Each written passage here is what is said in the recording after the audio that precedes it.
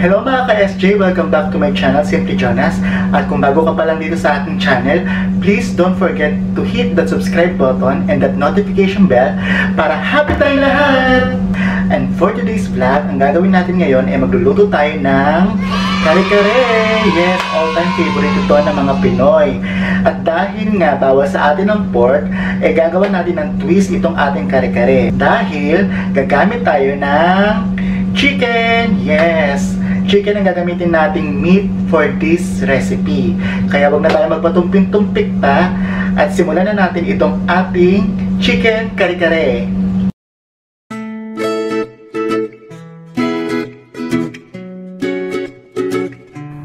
Bawang, sibuyas,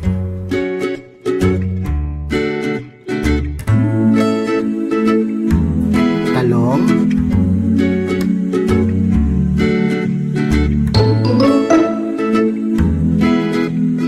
sitaw,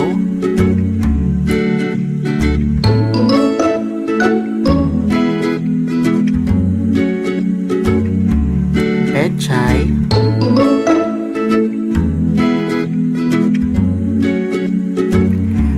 chicken breast,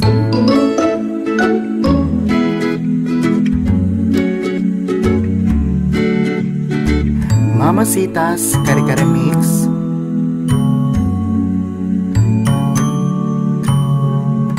peanut butter,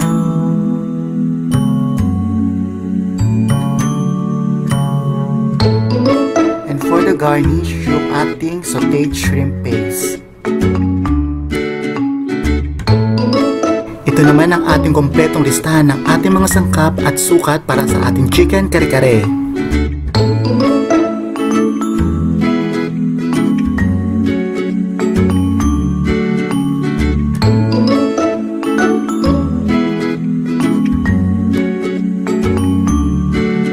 First is maglagay tayo ng oil sa ating pot at painitin ito using medium heat.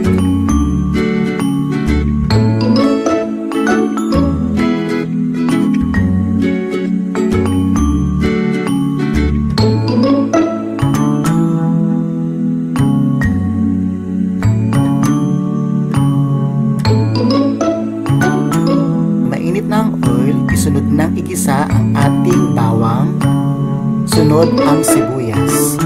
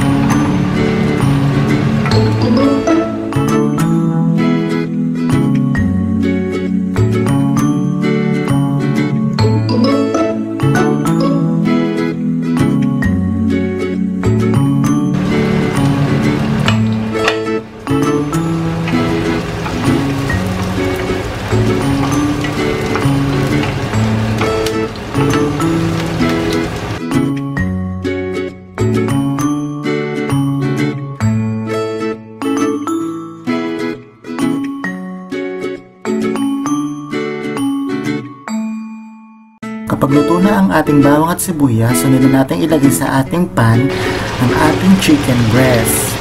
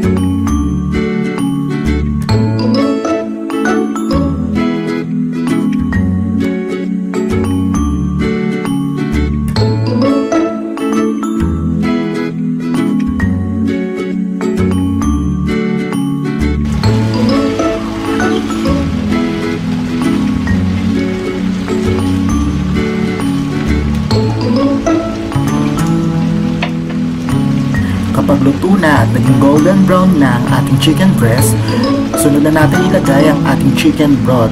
Kung wala kayong mga chicken broth, pwede kayong gumamit ng chicken cubes. Ilalagay nyo lang to sa tubig tulad ng aking ginawa.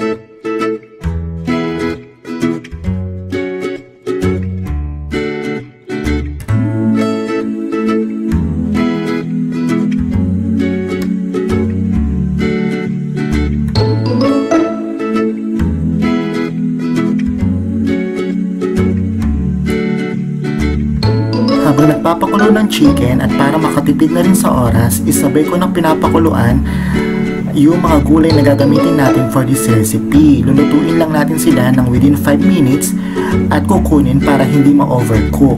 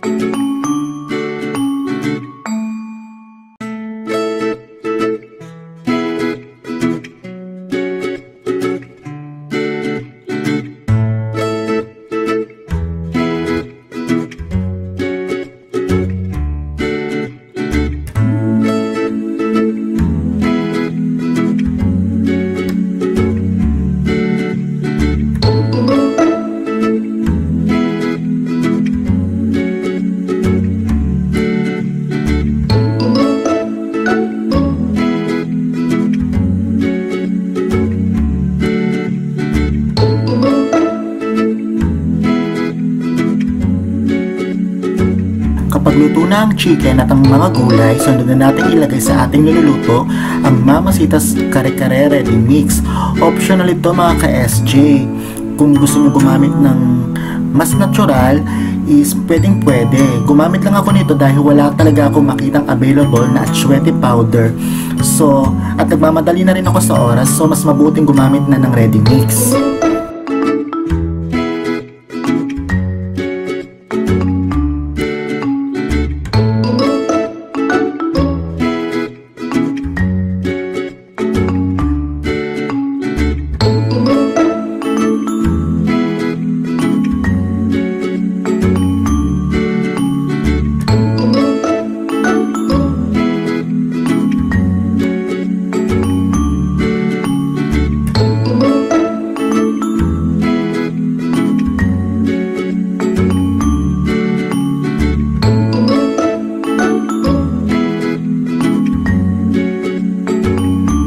Habang kumukulo ang ating kare-kare, isunod ko nang nilagay yung 2 tablespoon of peanut butter. Gumamit ako nito para mas lalong lumapot at maging itsurang kare-kare talaga yung ating niluluto.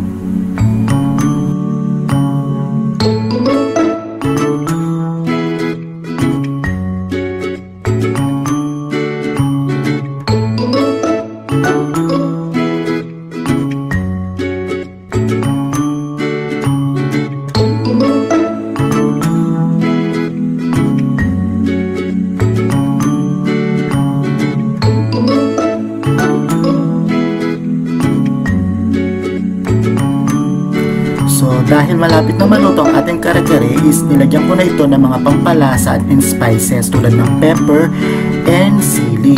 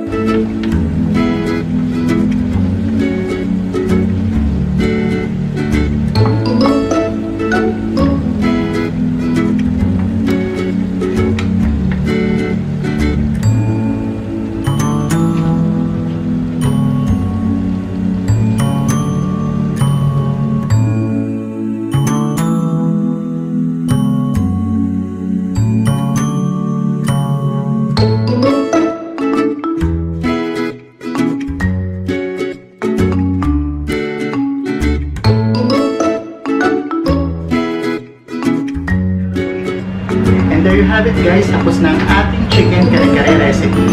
Di ba napaka-easy lang guys, lutuin itong ating recipe for this vlog. At kahit walang fiesta or occasion, kayang-kaya natin lutuin at kumain ng kare-kare na all-time favorite talaga ng mga Pinoy. At kung nagustuhan mo ang ating featured recipe for this vlog, please don't forget to like, share, and subscribe to my channel. Para happy ako, happy ka, happy tayong lahat! Kainan na! Bye! Thank you for watching!